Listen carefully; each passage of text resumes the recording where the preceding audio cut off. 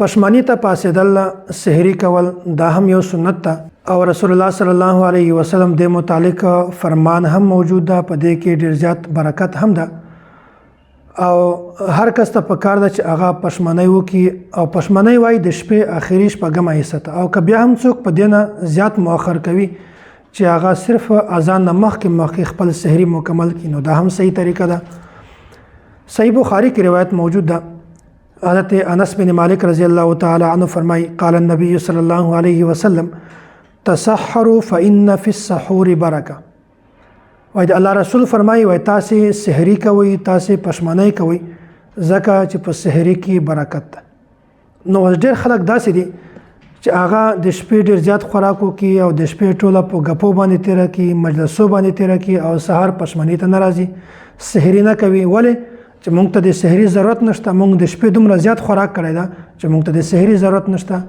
نو ګورئ که سحری نشئ کولی کم از کم دومره خپاسئ چې په هغه کې تاسو ته هغه برکت ملاو شي، د هغه نورانیت تاسو ته ملاو شي.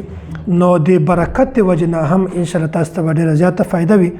نو دا سوچ غلط ده چې موږ پښمنۍ ولې کوو دا څه وجه ده، نه غلطه خبره ده.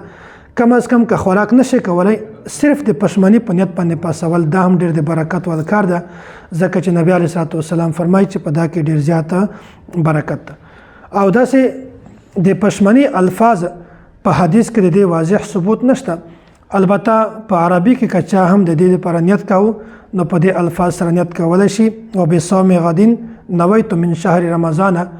او که چیرته دا هم الفاظ چا نشو استعمالولی بیا په اردو کې یا په خپله ژبه کې هم دا نیت کولی شي چې زه نن د رمضان مبارک روژه نیسم.